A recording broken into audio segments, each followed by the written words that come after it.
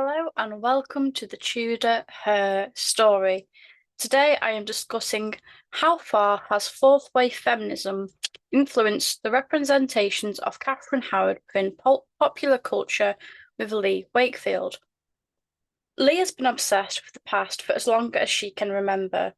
She first studied for her History BA at the University of Kent before recently completing her History MA at the University of Winchester. Her MA dissertation explored how Kathryn Howard's appearances in popular culture have been influenced by modern feminism, particularly by the Me Too movement. She's been lucky to work at several historic properties, including Sudley Castle and Dover Castle, and she currently works at Hampton Court Palace. She also runs the Historically Speaking Instagram page, where she shares her love for history with fellow history fans. Let's get into today's episode. Welcome to the podcast, Leigh. How are you? I'm good, thank you, Jess. Thanks for having me on. How are you?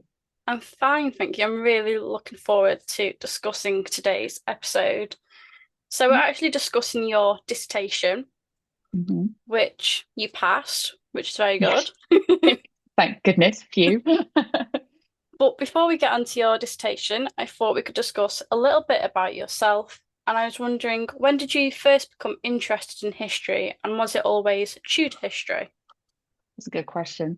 Um, I'm sure, like many of your listeners, I remember learning about the Tudors at primary school. I remember being absolutely horrified that there was this man 500 years ago who had two of his wives beheaded. I was absolutely horrified by that. And it coincided with the production of Henry VIII in 2003 with Roy Winston, a very Right. Cockney Henry VIII. And I remember watching that at that time. I can't believe my parents allowed me to watch it. I was way too young for it. And I was absolutely horrified by some of the execution scenes in there. But that kind of coincided with when I was learning about the Tudors. And so that kind of kick-started an interest, at least, in their story. And then I started watching the Tudors, the infamous Tudors, which again reignited my love for the period, despite as well, again, being perhaps way too young to watch that one as well. Um, but that series, despite the major historical inaccuracies, that got me reading the history books and watching the documentary, so understanding the historical reality behind the drama. And yeah, so I think the Tudor period is what got me into history in the first place. That would always be like my first love, would always be the Tudors. But since studying it at university, I've kind of fallen in love and developed an interest in other periods, other topics. So I've become a little bit fickle with regards to jumping from one historical era to the other. Um, but yeah, the Tudors will always be my first love, and women's history in particular is what kind of unites all these topics I'm interested in. Is primarily women's history. So yeah. What is it about Kathryn Howard that fascinates you? She is just such an enigma. I mean, there's so little that we know about Kathryn Howard. I mean, as we were saying earlier, she was queen for such a short amount of time, and there's so little surviving documentation about her. Yet people have such strong views about Kathryn Howard, who she was, what she represents. Um, when I was actually first learning about the Tudors and getting into the topic, I was one of those that ashamedly fell for the traditional negative stereotype Mm. surrounding her. There was a lot amongst historians about Kathryn Howard being this sexually charged, empty-headed, foolish young girl who thought it was a very good idea to sleep around both before and during her marriage to a number of men, and you kind of led to believe that even though you do feel sorry for her, because no one deserves to end up on the scaffold and have their head cut off, you are also subtly kind of encouraged to believe that she almost deserved her fate because after what happened, especially to Anne Boleyn before her, you kind of are compelled to look at her, at Kathryn, and go, what on earth made you think that seeing all these men would be a good idea and that you'll get away with it at Henry VIII's court? So yeah, I kind of fell for that initially, where in comparison to the other wives, I did struggle with the fostering the admiration and respect for her as I did the others. Yeah, around 10 years ago, I began to encounter new interpretations of Kathryn Howard and her story. There emerged these books which provided a more sympathetic version of her narrative, and kind of they almost completely rewrote everything that I thought I knew about Kathryn. And all of a sudden, this woman who I'd overlooked or dismissed as someone who was almost, I would say, largely insignificant in comparison to the other queens. All of a sudden, I could see her as this woman who was wronged and who actually is someone who perhaps deserves our respect, at least our interest and fascination, and more of our attention, both as a woman and as a queen. So that definitely is what fostered my fascination with her. No, I completely agree because when I was in primary school, it's yeah, you don't like Kathryn Howard because she made really stupid decisions. Mm. And Yes. then I watched the Lucy Worsley documentary, which is included in your dissertation. And Yeah. obviously, Lucy Worsley had this really different view, and it's like, oh my God, yeah, why aren't we viewing it like that? Yeah, absolutely. It's so because like just that one interpretation of her has the power to, like I said, just completely turn everything up on its head, and you just all of a sudden everything you thought you knew. It was like one of those moments, isn't it, where you just think everything I thought I knew about this woman could be completely wrong, and that's just incredible, isn't it? It's just like how can you not be interested in that? It's great. No, it is. When did you know that you wanted to make history a career? Oh, so actually, initially I didn't seek a career in history at all. Yeah, I never studied at a GCSE. I didn't do it at A level. I initially sought a career in the social care sector. So I completely bypassed history and thought eventually I took it more as a hobby, I guess. In the early stages, I considered it a hobby rather than a career move. However, when I was in my later teenage years, during a period of illness, history became like my sanctuary, as it were. And I began volunteering at Sealy Castle, which is where Catherine Parr is buried. And I just absolutely loved it. I loved the world of heritage. I love discussing and talking about history. I love meeting other history enthusiasts and learning from them. So I did a complete U-turn and applied to study history at university, which led to further education and my master's, which I did recently, and also other jobs in heritage, which now includes Hampton Court Palace. So I'm very, very lucky, very lucky. Do you love working at Hampton Court? Oh, yeah, I love it. Absolutely love it. It's one of those where you still walk around and you still can't believe that you're there, that you're getting paid to be there, and especially with my role with like walking around at night, you're the only one there sometimes. Like obviously I've got my team, but I'm like the only one there at 2 o'clock in the morning, and it's just yeah, it's a real pinch me moment. It's great. Is it a bit scary? Like just 2 in the morning, it's really dark. Can be. It can be terrifying. You definitely can't let your mind run away with you, otherwise I wouldn't do my job. Like nothing would be done. um, there have definitely been some really quite creepy ghost stories that have happened to me and a few of my colleagues. Yeah, you have to definitely put on your like professional head on and just kind of walk through and make sure that everything's in order. And then afterwards, you can think, yeah, that was pretty creepy. Just ignore the creaky floorboards and the slamming doors. Just ignore all that. But yeah, it's spooky, but pretty spectacular. What is it about fourth wave feminism that inspires you to write your MA on Kathryn Howard? So it was a combination of yeah, fourth wave feminism and popular culture. I wanted to understand how these two elements could have a real impact on how we view a historical woman. And as you say, in particular for me, it was Kathryn Howard, because I felt like both factors had a huge part to play in how we perceive Kathryn Howard today. I could, as I said earlier, I sensed this huge change all of a sudden in how she was being presented, and that would be within popular platforms such as history books, documentaries, musicals, dramas. And I wanted to understand the power of that, combined with feminism, because a lot of the debate surrounding Kathryn Howard aligns with modern day feminism with regards to how we view her sexuality and her femininity, etc. Um, so I wanted, yeah, to kind of further understand how much of an impact these two factors had, and whether it could be a good thing or a bad thing when it came to understanding women, historical women.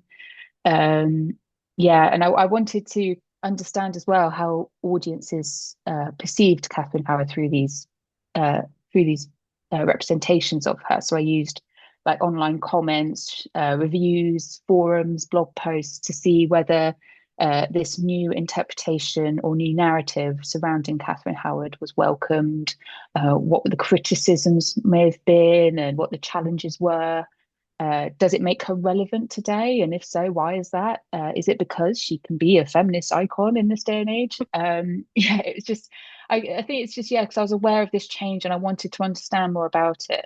And I wanted to understand whether my theory that feminism and popular culture had a lot to do with this change, that kind of led me down the path of investigating it in my dissertation. So yeah, so that's how it came about. And also I just wanted to discuss one of the Tudor women that I'd been fascinated with for so long. I mean, I was quite selfish really, because I just wanted to focus on something to do with the Tudors. And so yeah, it kind of fitted in perfectly. Could you tell us what fourth wave feminism is, and has it affected any other Tudor figures?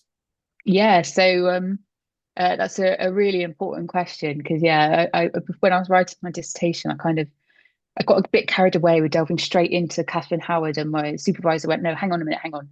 You've almost got to do like a dissertation for dummies, and you've got to explain what forced wave feminism is before you go into all of that." And I was like, "Yeah, that's a good point, actually." So yeah, so when I was actually researching it, I had to learn a lot about forced wave feminism as well. And basically, the history of the feminist movement is divided into waves. So you have first wave, second wave, etc. And we are currently in the fourth wave, although it's very flexible. And a lot of people would say that the wave system is very misleading, but that's a whole different topic. But in a nutshell, fourth wave feminism began, say, circa 2012, perhaps a little bit earlier, with the rise of social media and the use of the internet, which had a major impact in the world of feminism, because all of a sudden social media allowed feminist activists to spread the message and fight anti-feminist elements on a scale which had never been seen before. And also, social media and the internet allowed the movement to engage with a worldwide audience. So it could share the message, it could encourage people to join the movement and support the movement on an unprecedented scale, which had not been seen in previous waves. So all of a sudden, any instance of anti-feminist or misogynistic statements or behaviours could be challenged and discussed on a worldwide platform. Which you could say acted as bigger threats to instances of anti-feminism than any other threats that feminism has posed before. So we saw it in cases where you see these big personalities, they're all of a sudden being brought down by the power of feminism online, because obviously if you discuss something a lot in the media, in online, on social media platforms or whatever, it attracts the attention of the media. The media then pick it up and it becomes this big snowball, and it has the power to inflict great change, as we've seen. So yeah, that's kind of how it's characterized. And fourth wave feminism still kind of builds upon the work of previous waves. So they fight against the objectification of women, They fight for gender equality, and they fight against lingering elements of rape culture, and they fight against rape myths that still dominate or held within society. Perhaps the most renowned element of fourth wave feminism is the Me Too movement, which I'm sure many of your listeners may have heard because it dominated the news roughly 10 years ago. I think it became 2016 is when the Me Too movement became a hashtag kind of viral phenomenon. Which, yeah, it symbolizes the fight against sexual harassment, sexual abuse, violence, and sexism, which has been inflicted towards women, especially in the workplace. And when before those instances of abuse had been silenced or dismissed, and perpetrators have almost continued to wield power over their victims, and victims themselves had almost been shamed or slandered for the crimes committed against them. All of a sudden, the notoriety of the Me Too movement allowed these overlooked crimes to be brought to light and for justice to be sought. So yeah, it's and if so, as some of your listeners may know from reading recent biographies of Kathryn, that this aligns a lot with how Kathryn's story is being reinterpreted today. And it's definitely, definitely following on from the last bit of your question, it has impacted upon other Tudor figures as well. Mary Queen of Scots. I desperately, as I said to you earlier prior to the podcast recording, I desperately wanted to include Mary Queen of Scots in my dissertation because she was also a really relevant Tudor figure. Especially her relationship with her third husband, Bothwell, and how that has been portrayed in popular culture. It's no longer the tragic romantic tale. It's actually a tale of violence and abuse, and it's only now being kind of well portrayed and accepted as such. So she is another figure that I could argue and say has been affected by fourth wave feminism. Also, how we discuss Elizabeth Tudor in the Seymour scandal, I would say, has also been a big part of that. So yeah, there's so many figures I could spend again a whole podcast episode talking about other figures other than Kathryn Howard, but they're like the main ones that I say have definitely been impacted by it. No, I completely agree with Mary Queen of Scots. I've never understood why that's been romanticized. Even from a young age, I was like, what? This is absurd. I What? know. It just didn't make any sense because you have these historians, these renowned, very talented historians, almost like no disrespect to them, but they would almost appear to disregard what uh, Mary Queen of Scots was alleging against Bothwell, and also what her contemporaries were also saying. Her contemporaries were also saying that this horrible violence was inflicted upon her, and this is what made her ultimately marry Bothwell out of fear.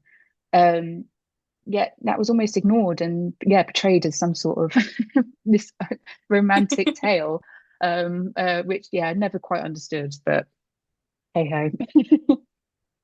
On to reading your dissertation, you Mm, begin with early representations of how Catherine's portrayed. yes. So, how did the mid 19th century ideals affect the reputation of Catherine by the quite well-known historian Agnes Strickland? Yes, Agnes Strickland, that well-known Victorian writer and historian, as you say. She has a lot to answer for, Agnes Strickland does, with regards to enduring beliefs and stereotypes surrounding not just Kathryn Howard, but the Tudor period as a whole. Um, she she wrote a series of biographies about England's queens, and Kathryn Howard obviously featured in it. Um, and her retelling of Kathryn Howard's story was a classic example of how historians allow their current social norms to to impact upon their outlook of the past. So uh, instead of being feminist, Strickland was rather womanist in the sense that she openly applauded queens who fit the ideal Victorian lady. So if they were domesticated, charitable, motherly, faithful, etc., she praised them.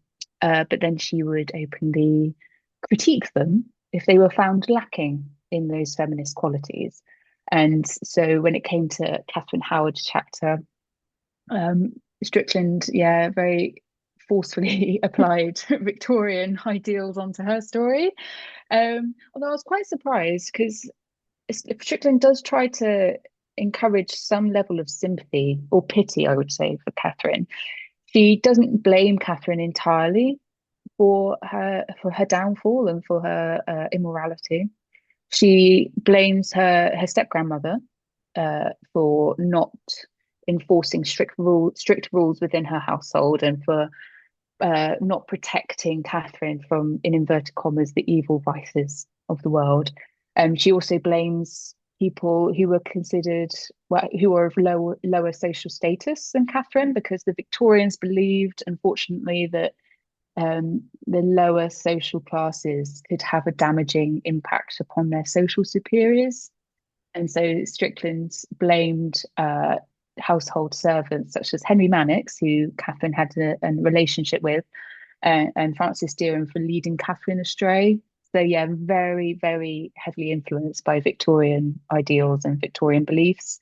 Um, but overall, Agnes did kind of create or adapt Kathryn's story and used it to be a moral lesson, a grand moral lesson, I believe she called it, for her largely female Victorian readership, saying she used Kathryn as a warning, effectively, to say, this is what will happen. This is the consequences of leading a sinful and immoral life.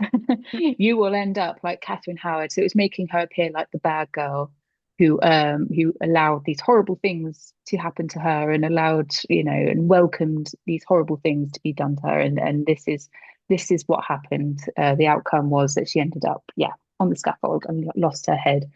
So yeah, Strickland, as much as she tried to, as I say, include some level of sympathy, ultimately, she did allow her Victorian values to cloud her judgment and impact upon her perception of Kathryn, which arguably we're still having to overcome today, because it definitely played a big role in impacting Kathryn's legacy for a long time afterwards.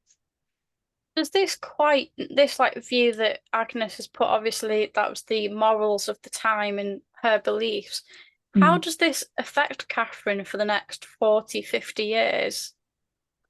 It's well, it definitely, I would say, leading up to the early 20th, late 20th century, it's you still have this very negative judgment of lingering around Kathryn and her legacy. There is a sense of blame around her, a sense of that she was found lacking, that she was at fault. More so actually than the men, because I think the men in her life, even if you don't agree that she was a victim of their manipulation or their abuse or whatever, um, if you don't believe that, then at least class the men as equally to blame men for their downfall. But Kathryn seemed to receive all of the blame. And yeah, I think Strickland had a lot to do with that, especially, yes, I say, the judgment surrounding her sexuality and her sexual history. Um, Strickland had a lot to do with that. Within the next 40, 50 years after Strickland, I think probably the next big representation, or at least one I focused on, was the private life of Henry VIII, the 1933 film. And I know you were going to ask that a bit later. But yeah, I definitely think that followed onto it. But it did have, again, some surprising features that I wasn't, until I analysed it in depth, I was thinking, okay, this is going to be, again, another negative perception, another negative view of Kathryn. But I was actually quite surprised that it wasn't totally like that. It was so I say Strickland did have an impact. She definitely had a huge impact on how Kathryn is perceived. But there were instances of some representations kind of going outside of that, and I found that quite interesting. So you've anticipated my next question. How how does Kathryn appear in the 1933 film, The Private Life of Henry VIII? Because your research does show quite a different story. Yes, yeah, which I was really surprised at that, especially for the 1930s. I have to say, no disrespect to the 1930s, great age. Um, but yeah, considering that it was still a largely misogynistic society, I was quite surprised. But if any of you had seen the Private Life of Henry VIII, it's quite refreshing to see that Kathryn Howard actually features quite heavily in the film in comparison to all the other queens. Kathryn Howard is the one that dominates the storyline. Um, she is surprisingly sophisticated, ambitious.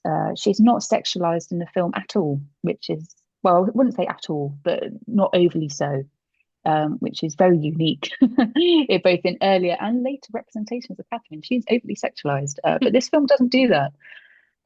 So the film is a comical reconstruction of Henry VIII's reign, where you've got Henry VIII, who is this very silly, love-struck fool, and who favors silly women, such as Jane Seymour, who thinks nothing of bursting into council meetings to discuss her wedding dress. But Catherine, amidst all of that, is very mature, very respectable, which, following from Strickland's characterization of her, you wouldn't expect. But yeah, so she's surprisingly mature. Um, and when I was researching it, I couldn't say that her characterization was influenced openly by feminism because no one's at the time said that this is a feminist interpretation of her.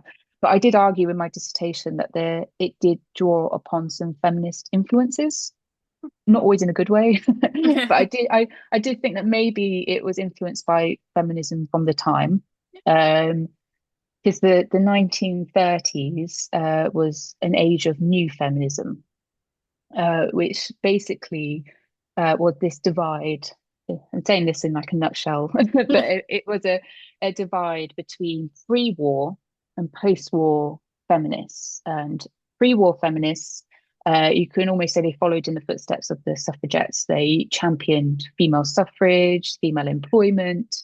They wanted female political independence, etc. Meanwhile, post-war feminists, so after the First World War, post-war feminists favoured traditional feminist beliefs. So they wanted they prioritized motherhood, staying at home, and looking after the men in their lives. So that's again in a nutshell.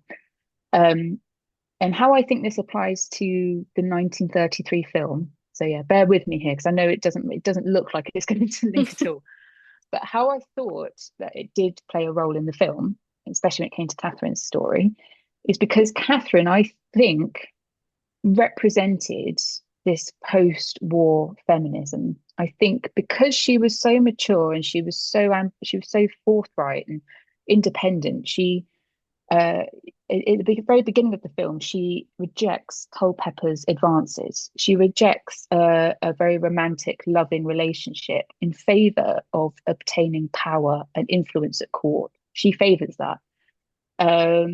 Yet when she eventually finds power with her marriage to Henry VIII, lo and behold, she's very unhappy and very unsatisfied, and she tries to seek that traditional happy marriage, that traditional love with Culpepper. She regrets that she didn't accept Culpepper, and he represents these conservative values of motherhood, etc. And I think, as I say, it's a theory, but I think that through humour they use Catherine's story to belittle the pre-war, the pre-war feminism, saying to women, this is what happens if you start having ideas above your womanly station. If you just know your place, and you would be happy. And like Kathryn Howard, if you'd have sought your traditional role in life to be a good wife and a mother, then you would have been happy and live a long, fulfilled life. But if you were like Kathryn, who sought ambition and independence and power, then yeah, you'll end up unhappy and on the scaffold, which is very dramatic. But yeah, even though I can't say for sure that that's what they did, when I was researching the film and applying feminism onto the film, I was thinking, no, there are some parallels here. So yeah, I do think they used Kathryn Howard to kind of attack the feminist ideals of the time, but I can't prove that for sure. So even though it kind of seems that she's more mature and she's not, obviously we get an image that she's quite naive, we actually get a more knowledgeable Kathryn. It's actually just to attack the well, what you think is the feminist move, not what you think is the feminist movement, but what is the movement at the time is they're using that Yeah. to go, look, she's been too greedy for power. Yeah. This is what happens. Yeah, absolutely. So I do think it's a very subtle attack. The filmmakers, if they were listening to me now, they're probably cursing me from above, saying that is not what you are thinking way too much into this, Leigh. But yeah, that is, to me, it was a possibility. And I would see it would be very interesting now to see if we portray a very knowledgeable, intelligent, respectable Kathryn now, whether that is actually in support of feminism today rather than attacking it. It would just be, it's quite an interesting thing to think about. But yeah, that's my opinion. But the other viewers of the film and listeners to your podcast may disagree with me, and I welcome that. How does Catherine appear in the 1960s to 80s, both on film and in historical books, if there are any? Yeah, so this period, so the late 20th century, saw the rise in second wave feminism. So we had the first wave, now it's the second wave. And as I say, it could be very flexible. But just to keep it simple, second wave feminism dominated this time. And this is where you see a retaliation amongst feminists against gender inequality. They sought freedom from male intimidation and violence.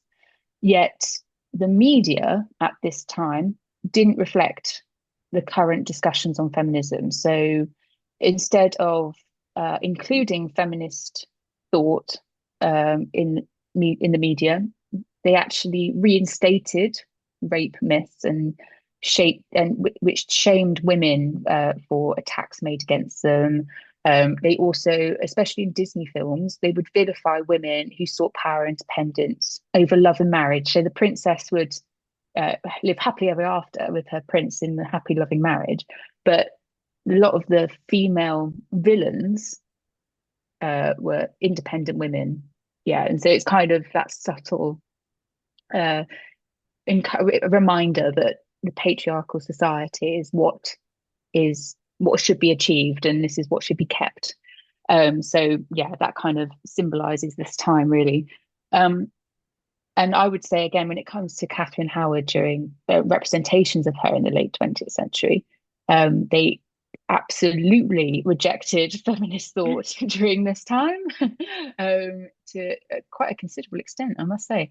You have, for example, Lacey Baldwin Smith's biography of Kathryn, the first biography of her. And it was just before actually the second wave. It was just on the cusp of the dawn of second wave, but it was very critical. I argue it's very critical of her, very misogynistic. It calls Kathryn a juvenile delinquent, selfish wanton. So hugely critical and hugely judgmental of her sexuality.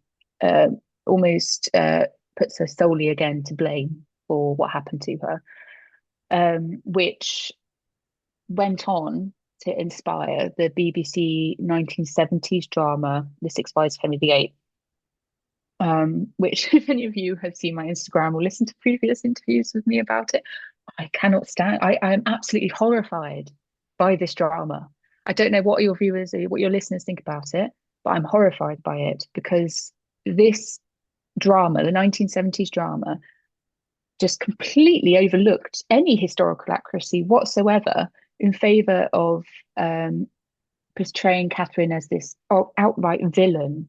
She is used solely for entertainment. She is used solely to titillate audiences. That is all she is used for in that film, in that drama. So any other favourable qualities, even if you do believe that she was a sexually charged young girl who acted foolishly, there were other qualities that you might admire in her, but these were completely overlooked and completely twisted to portray her as this woman who used men really, really badly. She would be incredibly cruel to them. She would almost lead them along, gain their affection, she would crave their attention, use them for her own needs, and then drop them quite cruelly. She would result to physical violence, bullying, threats of murder as well. She even threatened to murder Frances Dearden, one of her other lovers, at one point in the drama, which is just absolutely inaccurate. There's no sources for this, and it's just, yeah, as I say, used purely for entertainment. And again, used to encourage audiences to think that Kathryn is this quite awful woman, unlikable character who, again, is we are led to believe that she is to blame solely for her execution at the end. Um, they also, and again, this was quite interesting when I was doing my dissertation, that the drama used quite subtle hints towards Kathryn's sexual nature, um, which I found really fascinating. So you could look at her costumes, for example. Kathryn is often portrayed in night dresses. Um, so unlike the other queens, she is not seen in full queenly regalia. She is reduced to, yeah, nightgowns, which again will subtly hint towards her sexuality and her desirability. She's also often portrayed in bedchambers. She's hardly ever seen within, let's say, like the Great Hall or the Presence Chamber, or even the battlefield, unlike other queens. She is literally almost restricted to the bedchamber, again, underlining that sexual nature. Um, the script, the behavior, not just of Kathryn, but the other characters around her as well, they reduce her purely to how attractive she is to men. Um, like calling her this sweet young girl, and Henry, like, kind of, you know, drools over her sweet young body or something. It's quite gross, but that is what she's reduced to. Um, like no other quality, as I say, is discussed in this film, and no other quality is portrayed at all. So yes, it completely, in my opinion, completely rejected all current debates surrounding feminism. It rejected all attempts to not objectify women, to not vilify them for, to not blame them, not victim shame. It completely rejected that, which I found incredibly interesting. Yet a couple of years later, the film version, Henry VIII and his Six Wives, does portray a very sympathetic version of Kathryn. I think it's the first time, I would say, that we have a Kathryn Howard on screen which really highlights her youth, her vulnerability, and even actually the script and some of Kathryn's behaviour on screen kind of hints towards the fact that she was manipulated and abused by men. She is obviously she's obviously uncomfortable when Henry kind of gropes her, and she will, during her interrogation by Thomas Cranmer, she will cry out that you all handle me, all men handle me. And it kind of hints towards this very dark underbelly of her story, which is, yeah, complete contrast to the TV version. So I don't know what happened there. I don't know whether the producers or the writers sat down and thought maybe we went too far with the drama. Yes, you did. But yeah, so that kind of, it's very interesting. You've got yes and no, hot and cold, whether it's more of a feminist version about Kathryn on screen, which kind of dominates. So I say, yeah, more the drama rather than, there's no other books that I can think of off the top of my head that really had such an effect and such an impact on popular perception of Kathryn than those. No, I mean, I've watched the both 1970s Henry VIII and also the film, and I've got to be honest, I do not like the series at all. No. I don't like any of it. I my mum introduced me to it because she watched it when she was growing up, and I was like, Yeah. what the hell is this? It's just Yeah. like Yeah, it is, honestly, it's quite horrifying. And I think if you were to show that today, if you were to, let's say, create a modern remake of it today, it just wouldn't be, it would be rejected. I think people would just wouldn't accept it at all.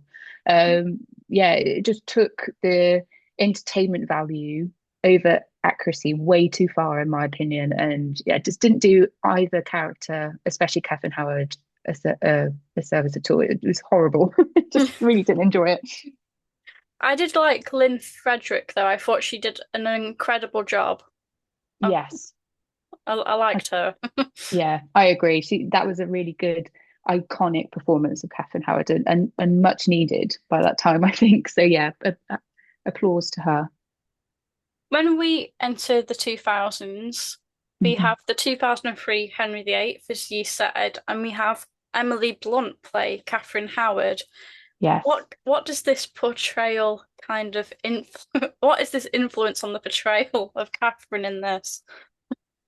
Oh, again, we seem to, yeah, go backwards in time a little bit with this portrayal of Henry VIII, played by Ray Winston, I should say, Emily Blunt, as Kathryn Howard. I would say that she did do a really good job with regard to what she had with the script and the time frame that they had, because they tried to cram Henry's entire reign into like two episodes. Like I want to say they were an hour and a half or something, and Mm, it was a quite a big task. I would say that, but it definitely this portrayal definitely established and cemented some of the negative stereotypes surrounding Kathryn. I learned when I was researching this that Emily Blunt actually, I don't know if she decided to or whether she was told to actually dye her hair blonde for the role, which kind of aligned itself with the dumb blonde uh, stereotype, which I found was, yeah, really awful. It was also her scene, her appearance was one of the only instances of explicit scenes in the entire film. So apart from a really horrible rape scene and really totally fictitious scene between Henry and Anne, Emily Blunt and Kathryn Howard portrayed the only explicit scene within the entire film. And that just to me said it all, that they, yeah, just really wanted, again, to use Kathryn Howard and as this sexualized character.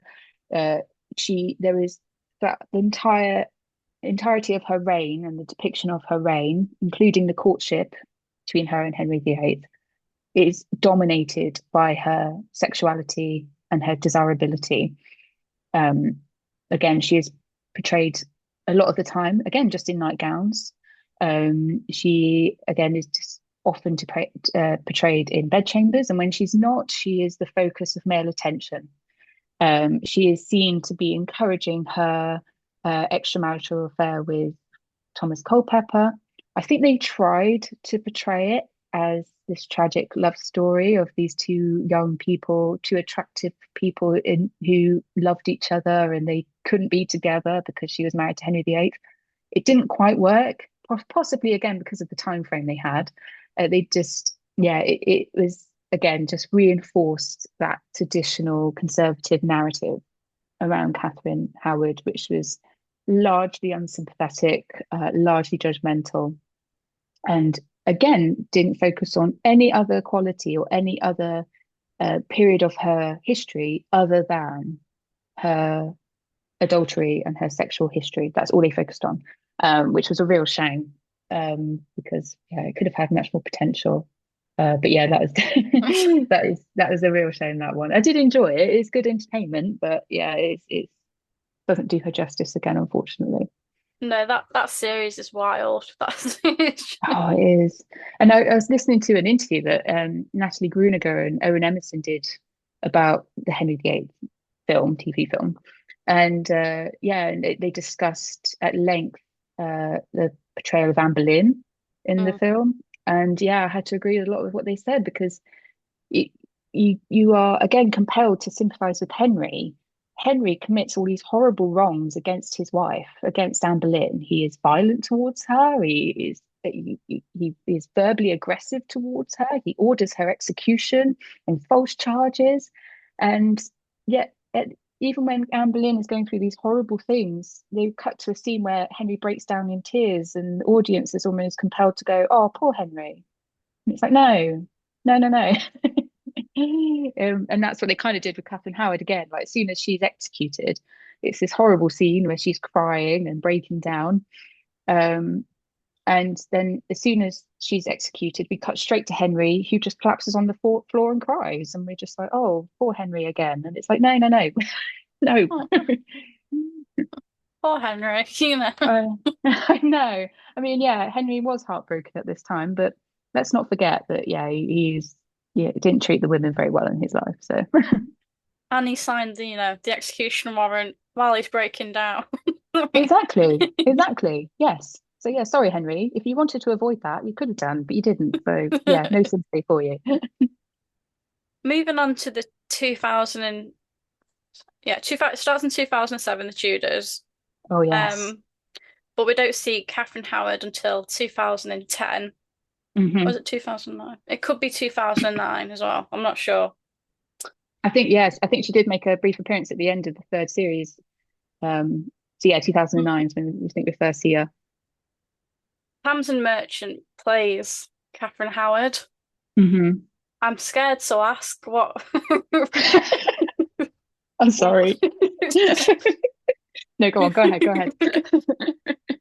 how much, does this portrayal affect or add to the negativity that we view Catherine in?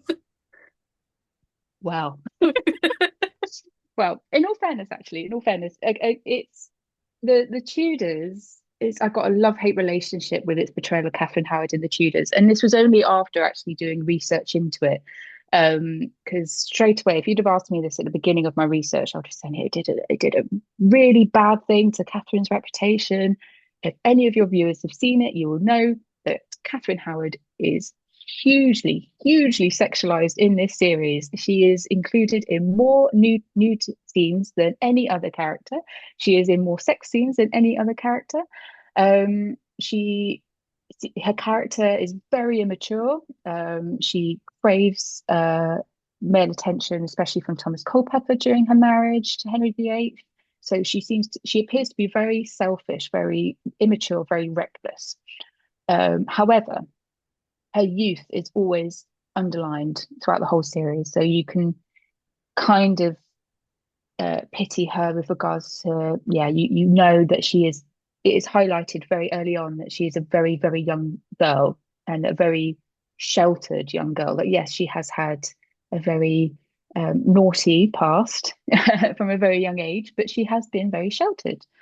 She hasn't had anyone care for her. She hasn't had anyone look after her before. She's kind of been left to her own devices, and these men has been what has, you know, been the most, and her relationship with these men has been what's dominated her life up until her marriage to Henry.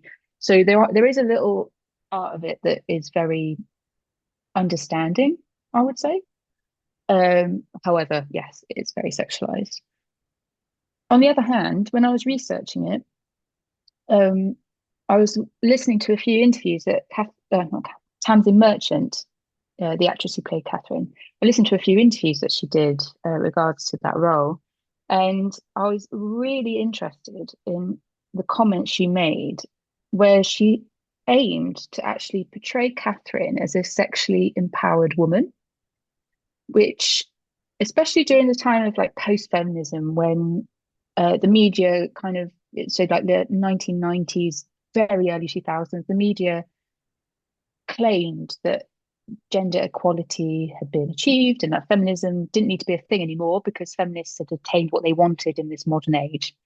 And before they realized very drastically that that wasn't the case, it was a lot of sexually empowered women were celebrated for taking charge and control of their sexuality, for not being repressed by men and patriarchal society. So they owned their sexual needs and they enjoyed a very satisfying life. And Tamsin Merchant in an interview claimed that she wanted to portray Catherine as, yes, I say, a sexually empowered woman who women today could relate to, as someone who enjoyed sex basically and who wanted to enjoy sex on her own terms. And I found that really interesting. And after I listened to that and watched a few of the scenes in The Tudors of Kathryn Howard, I was like, yeah, actually, I can see what she wanted to do. It's just, unfortunately, I think the script didn't allow that to come to fruition because, yeah, the script really made Catherine appear very 2D. Just it was, none of that came to the fore, I think. Again, your viewers might disagree with me. Um, but yeah, I think that the script let Catherine's character down.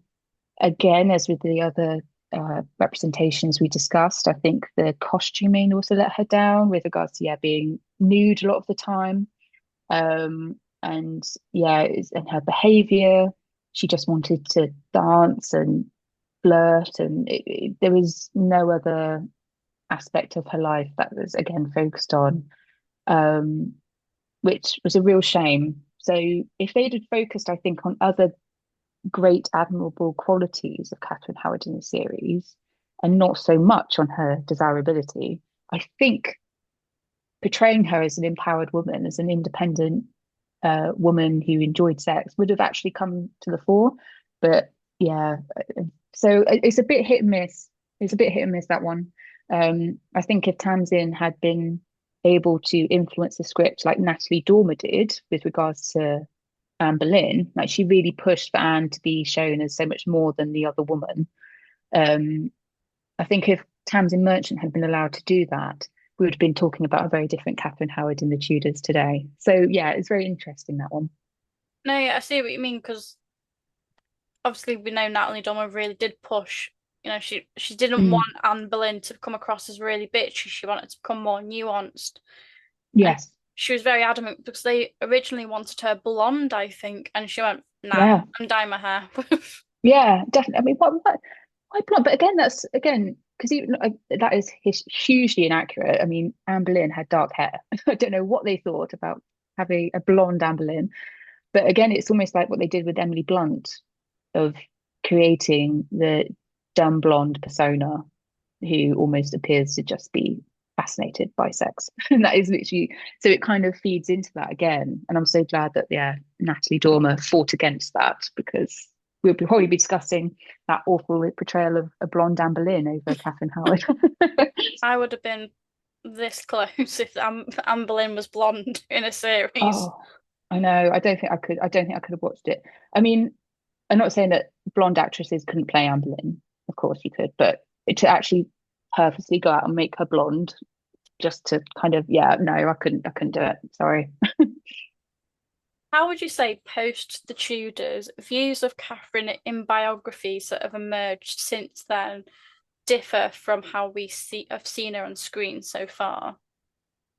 Yeah, so that is a really good question, because biographies, particularly popular biographies, I think have really propelled this change in narrative surrounding Kathryn Howard. So I think they got there before um, other platforms such as TV, film, definitely popular biographies. So uh, Josephine Wilkinson, Joanna Denny, Connor Byrne, they had written landmark biographies on Kathryn Howard, which completely changed the popular perception, I think, of Henry's fifth queen. Because rather than showing her as this woman who is partly to blame for her downfall, they actually reassess the sources. And I would almost say that even though they don't openly say they're feminist, their findings, I think that they used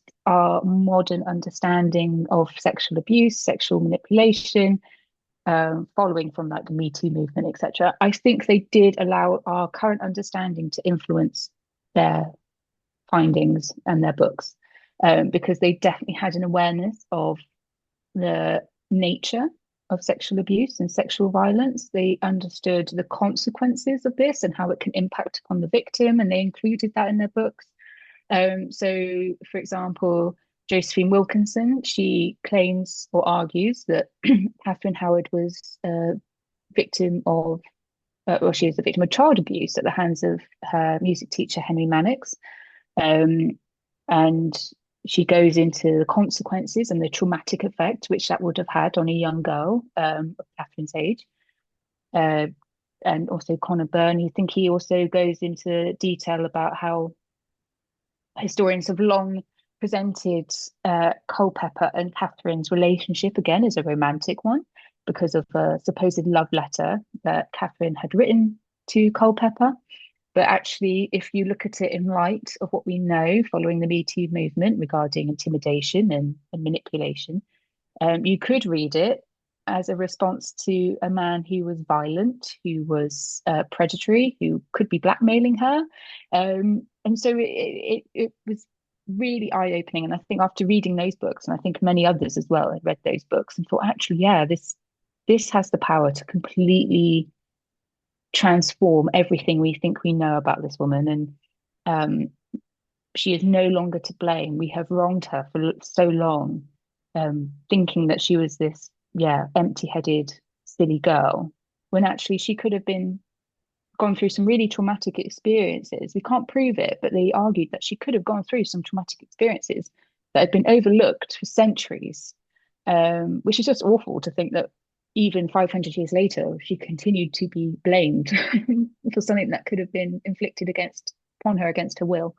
So yeah, those books I think were really quite, they were really were a watershed moment. And subsequently, I think they did also inspire other works, such as like Six the Musical, for example, and the Lucy Worsley documentary, which we discussed briefly before.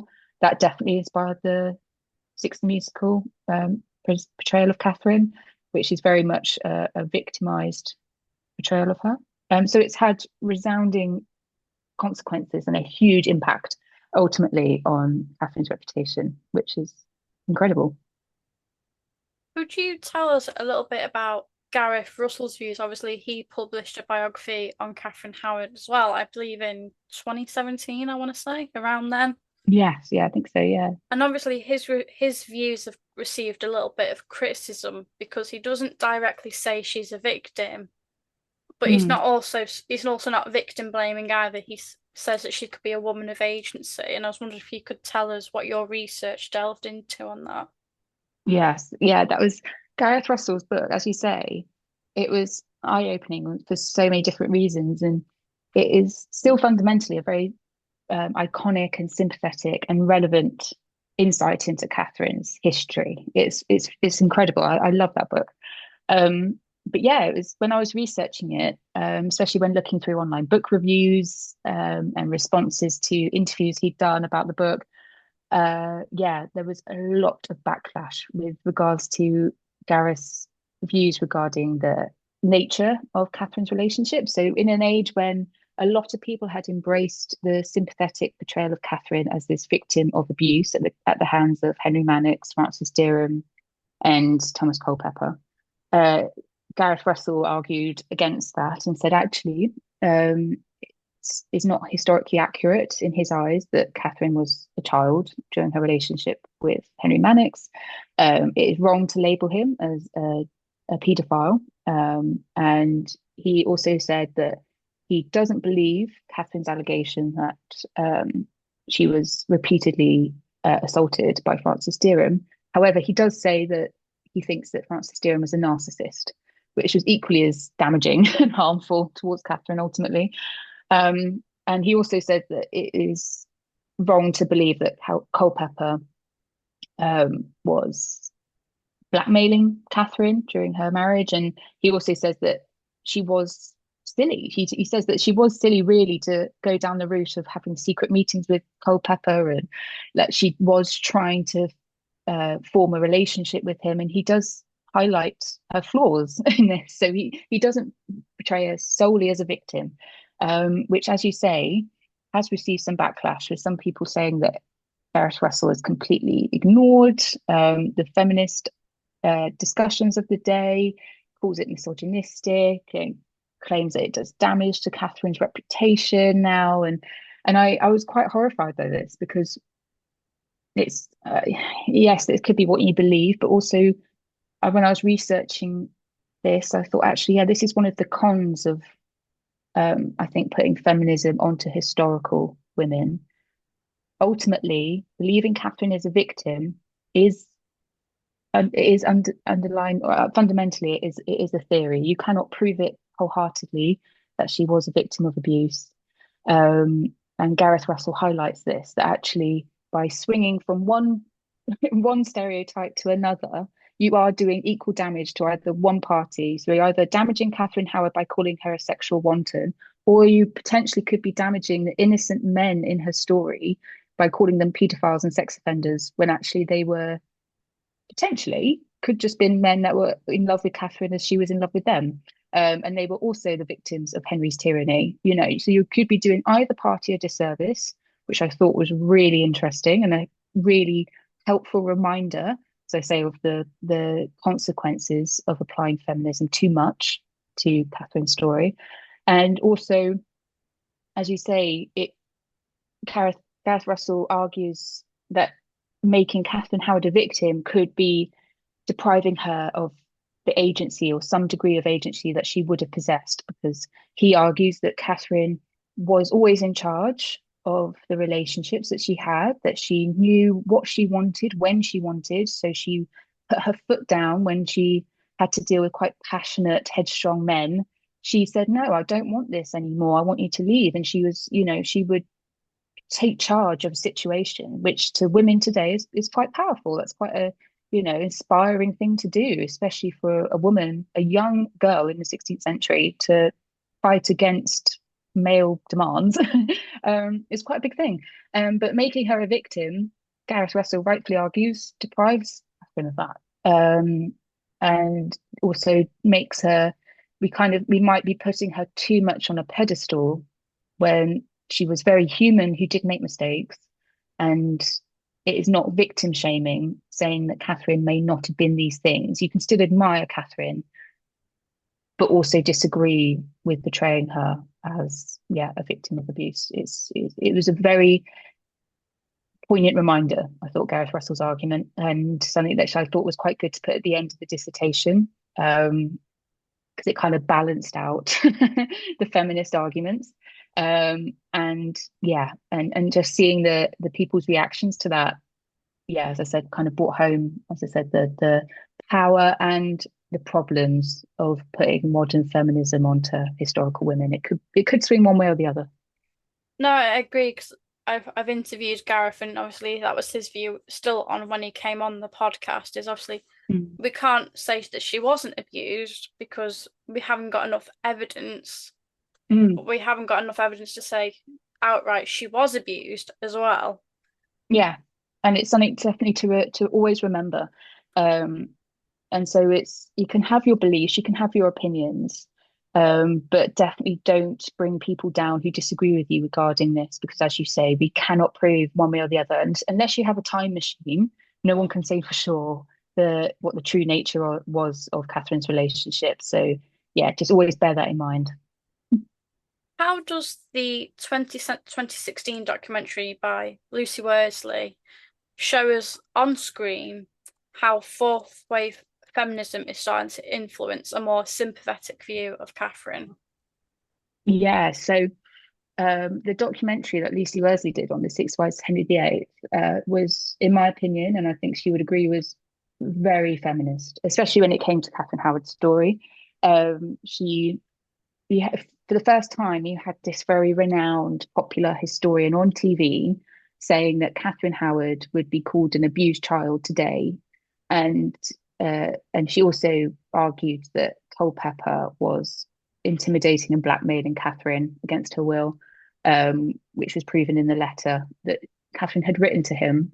And that to me was quite a powerful moment, because as I say, you got this renowned historian saying point blank, this is, what we believed of Kathryn was wrong, and this is what she would have been. This is her reality, and that would have had a huge effect on people's perception. So it was, I think, the first instance, or one of the first instances, of fourth wave feminism being applied to Kathryn's story and actually being shown to a wide audience.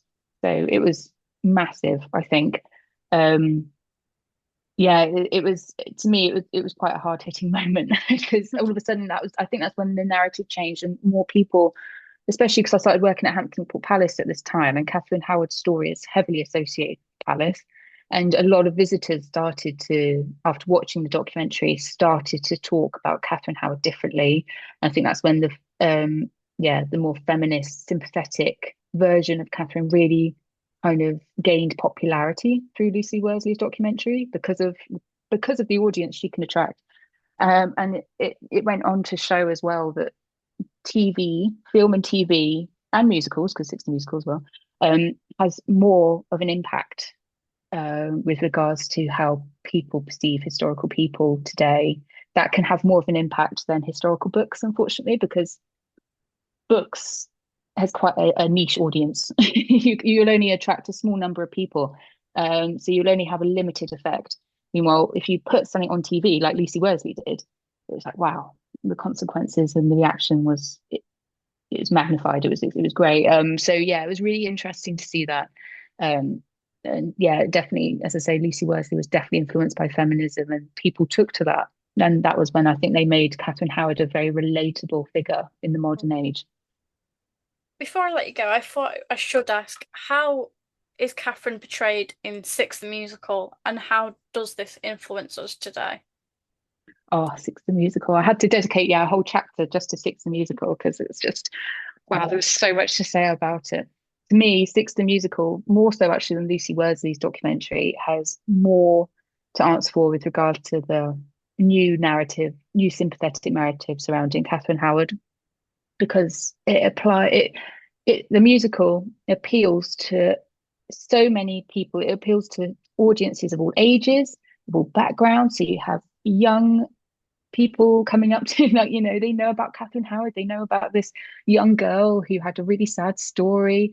So if you're going to try and change that, you're going to have to appeal to a young audience, because good luck to you if you're trying to say that Kathryn Howard wasn't a victim, because yeah, you'd have to create a musical showing that, I think.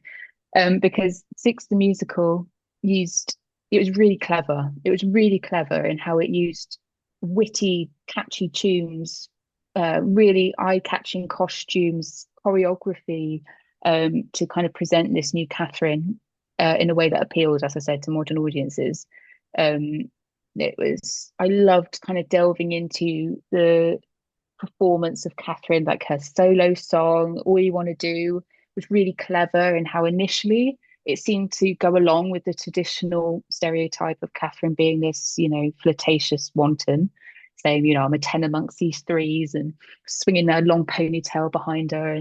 But then as the song progressed and the tone descended into this really agonized story of this woman who endured abuse and was heartbroken and used and abused by these men, um, it was really quite eye-opening.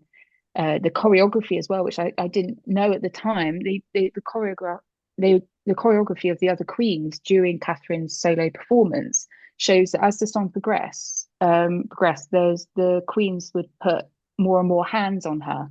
So she's restricted more and more. And Catherine would try and shake these hands off that represented the men in her life. She would try and shake them off. But as the song progressed and more hands were put on her, eventually she was just confined within their grasp and she couldn't break free of it.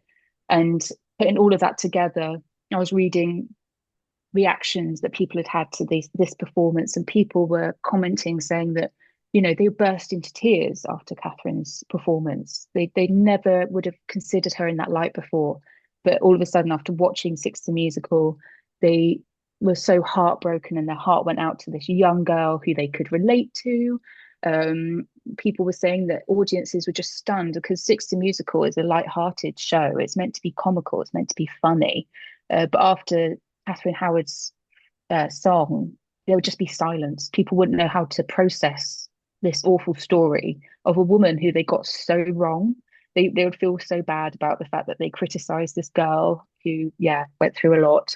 And the 60 musical, as I said, has had such a monumental impact on how Kathryn Howard is viewed today, which I think will be very, very difficult to reverse because it's astounding. And I think what really was emotional during the research for me was I found a few at this online forum, I think the K Howard Project, and they'd used the character of Kathryn Howard in 60 Musical to create this online forum which attracted survivors of sexual abuse to share their story and seek support for what they've been through, and help others. And they did all of this under the umbrella of Kathryn Howard from Six Musical. So she became like an icon of the Me Too movement, which drew modern day survivors to seek help. And that was really, really powerful.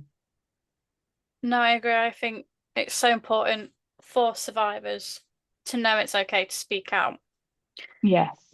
And I think that's the issue with Kathryn Howard is everyone just goes slut shame, slut shame, slut shame, and it needs to stop because it still happens on Instagram. There, I saw a debate the other day, and it was like, "What are you doing?" Oh, it's terrible. It's absolutely terrible because, as I say, even if you don't agree with the victimization of Kathryn Howard, or at least not in its entirety, you can still appreciate that this is a woman who was so much more than her sexuality. I don't think any of us would ever want to be remembered for our sexual relationships and our sexual No. past. Be horrifying. So, don't do it to Kathryn. She was, it was she here as a young girl who was thrust upon the throne against her will and to a certain extent. Who was married to an old man who she couldn't possibly be attracted to, who had to perform on a world stage as Queen of England that she'd never been brought up to do. Um, and potentially had all these men from her past and men around her at court who were threats to her and perhaps not very nice to her and intimidating her. And she had to deal with all of that. And on top of all of that, she handled it, in my opinion anyway, with immense amount of dignity and bravery. And for a woman who was less than 21 years old to do all of that, I think we can only applaud it, no matter what you think about her true character. You can't argue against that, I think, and say that you can't respect a woman who did that. No, 100%. I think Mm. it's like Francis Derham. What's wrong with him? Yes, yes. What was he thinking? And that's a good reason about to read Gareth Russell's book, because he goes in a lot of detail about Francis Derham. And yeah, what was he doing? What was he doing? It just doesn't make any sense. And it is, yeah, it's just baffling that man. Before I let you go, I like to ask Mhm. my guests five fun Tudor questions. Hmm. So, firstly, have you got a Tudor pet peeve? Yeah, I've got so many. But yes, I was thinking about this today, and I think my biggest one, which I've encountered both at Hampton Court Palace and online through my social media, um, I have encountered the constant comparison of historical women all the time, and it drives me nuts. So I absolutely despise the competition or pitting against of Jane Seymour and Anne Boleyn, for example. Can't stand it. The Mary the First and Elizabeth the First. Elizabeth the First versus Mary Queen of Scots. Yeah, I just don't pit these women against each other, please. I mean, by all means, have your favourites. Have one that Yeah. you perhaps prefer or one that you champion more than the other, by all means. But please do not bring, this is very feminist of me, but please do not bring another historical woman down to promote another. It just, you don't have to idolize them, you don't have to adore them, you don't have to do any of that. But just please do not disrespect another historical woman. Um, it's just, yeah, that's an instant no for me. I find that very hard to engage with. No, it's so infuriating. I watched a video on Instagram the other day and I had to show someone Mm. because I was so angry. It's this Yeah. video about Jane Seymour causing the miscarriage of Anne Boleyn in January Oh, 1536. She plots mm. the death, and I'm like, have I stepped back or where am Yeah. I? Gosh, that's awful. That's absolutely awful. And if you were to do that with modern women today, you could potentially be arrested. It's just, it is, but you're doing this to, yeah, to women, real women. Yes, they lived 400 or 500 years ago, but that is it. You're applying your own, yeah, beliefs and your own kind of not twisted, I'm not, well, it is a little bit, no, but yeah, your own fantasies onto these women that are just not accurate at all, and it's hugely damaging. A lot of people I've encountered don't like certain historical women, and when I question them and say, well, why don't you like these women, it'll be because, because they did such and such to Anne Boleyn, or they did this to Anne Boleyn. A lot of the time it isn't true. Or they will say, oh, I don't like Anne Boleyn because she did this to Kathryn Howard. And I'm like, or Catherine of Aragon, sorry. And I'm like, well, yeah, but that's not to that extent. Or you can't judge completely because of that, because, there's right and wrongs on both sides, maybe, or I don't know. But a lot of people could be quite passionate or passionately against a historical woman because they've been pitted against another, and it just infuriates me. It's like, please, can we just appreciate all women, or try to appreciate all women for them themselves, rather than in contrast to others. That, just, I learned that the hard way with Kathryn Howard, to be honest. It's, I could have easily continued to judge her in contrast to the other queens, but until you start to appreciate them in their own right, then you'll think, actually, yeah, I got it all wrong.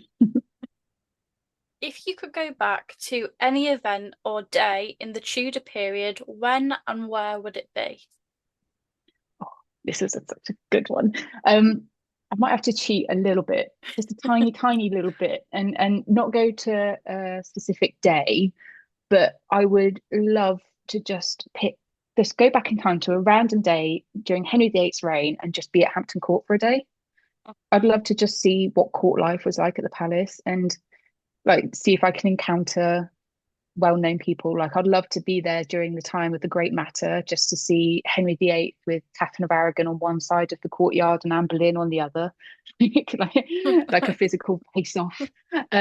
Yeah, I would love to see that. And I think because me and my colleagues, we talk about this a lot because our job, my job as a security officer, it involves having to know every single room, every single area of the palace. We have to know it all inside out. And we patrol it regularly. But we always say if we were to go back 500 years to Hampton Court Palace in Henry VIII's reign, we would be lost in a heartbeat. We would be lost because we walk past all these archways that are all bricked up and we think, where would that have led back then? Like, where would that have gone to? Or we see blocked up windows and we think that would have been, there's like even floating rooms. Like I've had to climb through the ceiling of a room once to get into it because that was the only way to access it because it'd been blocked off every other way. You could only access it through the roof. But obviously, when that room was originally built, it would have been part of the palace. You would have been able to walk down a corridor or whatever to get to it. But obviously, it's completely different now. And so I'd love to know, I'd love to see what it was like and get lost. I've been, and obviously Hampton Court's magnificent. I've been there, but I would Hmm. love to see it its full glory when it's all Tudor. Oh, yes, definitely. 100%. Because I love the Baroque side of the palace as well. I do really love the William and Mary side. But yeah, if I could go back in time, same as you, and experience Henry VIII's Tudor apartments, his private apartments, the Queen's apartments. Oh my gosh, it would be like I'd have died and gone to heaven, I think. That'd be perfect. Have you got a favourite historical book? It can be fiction or non-fiction, or you can have both. Oh, okay. This is again, this got the cogs turning in my brain. Um, this is I'm a huge lover of non-fiction historical books. I do read those more than fiction. Um, and so I have loads of those I recommend. I think when it came to my dissertation, the one that I would really, really highly recommend, and the one that really kick-started the change in how I perceived Kathryn was Gareth Russell's book. That remains, I think, to a lot of people, the Kathryn Howard Bible. It was, yeah, incredible. And if you don't agree, even if you don't agree with all Gareth's arguments, it still sparks a discussion, and it's still really respectfully done. It's just brilliant. Really, really love it. So I highly recommend Young and Damned and Fair by Gareth Russell.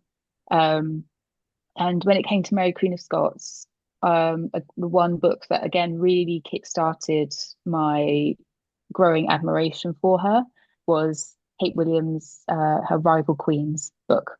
Phenomenal again. So those are the two.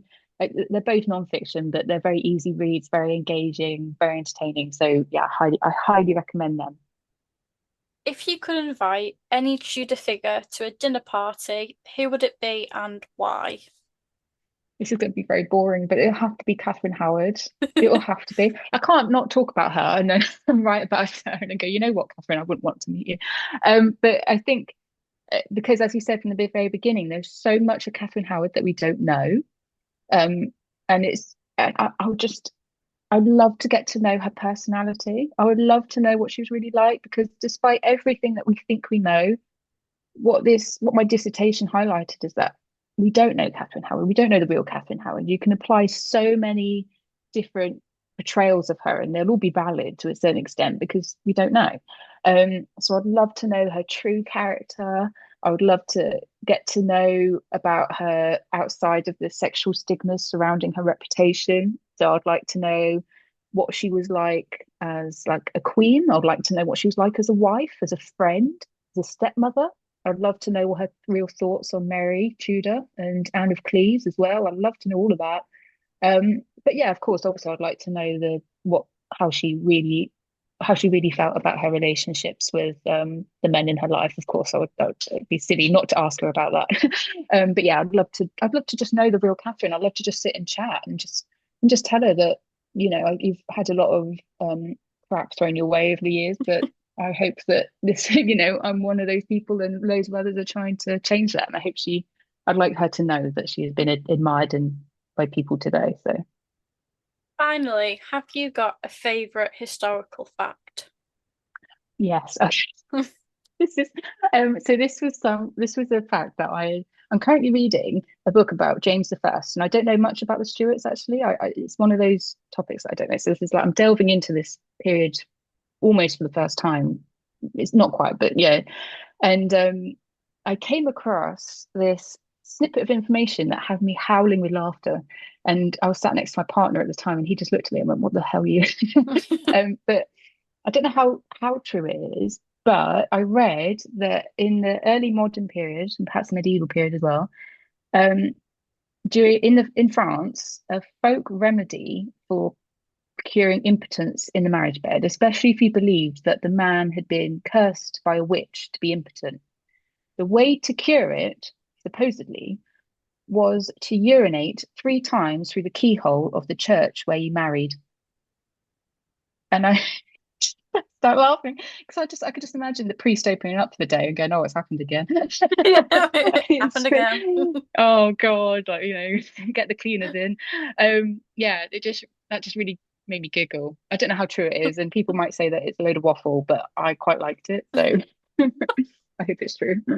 You just be like, what? I know. I mean, please don't do that today. Like, please. I beg you. But yeah, it's yeah, I just thought that was brilliant. And I just love it. That was like a little insight into yeah, because yeah, I just loved it. No, I think the Stuarts are a period I'm not as confident on either. And I read a Mm. book. It's historical fiction, but it was The King's Witches by Kate Foster. Oh yeah. And it's amazing. I would recommend it highly. But it was like Okay. they were showing how absurd the men were. Like, oh yeah, if we've got a mark on our thigh, that must mean we're a witch. You're like, okay. Oh gosh. I mean, it's terrifying because obviously, like, what could happen to you if you were thought to be a witch is awful. But at the same time, some of the views, I'm just thinking, oh my gosh, like, can you just listen to yourself, please? I know it's a different time, but you just want to shake them and go, please. It's but Thank yeah, I'll definitely have to check that book out. No, it's really good. And I don't know if you've read them, but the Tracy Borman trilogy, The King's Witch. Yeah, I haven't read them yet, but I definitely will because I've heard so many good things. And she's great. I absolutely adore that woman. So yeah, I'll definitely read those books soon. They're absolutely incredible. I read them when they came out, and it's one of my favorite trilogies today still. Yeah, I can wholeheartedly believe that. And actually, this is yeah, probably this has inspired me actually to read them. So I'll definitely boost them up my to be read list and read them very soon because yeah, I really need to. Anything by Tracy needs to be at the top of the list. Oh, 100%, 100%. She needs to, the thing is, she needs to stop writing such incredible non-fiction books because I go to them first and I read them first. And she needs to just stop writing such great non-fiction books, please. Just do me a favor, Tracy. I love your non-fiction books too much. So give me time to read your fiction so I can love them just as much. Well, she's publishing one next month on Holbein, so Oh, God. Okay, we might have to wait a couple of months. I'll have to have words with her. well, you do work with her, so I know. technically. I'll have to. She'll regret that. She'll regret that when I go up to her and be like, Tracy. What's going But on? no, I know, but yeah, she's brilliant. Thank you so much for coming on today and discussing your dissertation, but also the really hard topics surrounding discussing Kathryn Howard as Mm. well. Oh no, it's been an absolute pleasure. Thank you so much for inviting me on and yeah, for asking such really insightful questions. Because like I said, it's been really nice to kind of delve back into it again. And yeah, it's been brilliant. So thank you.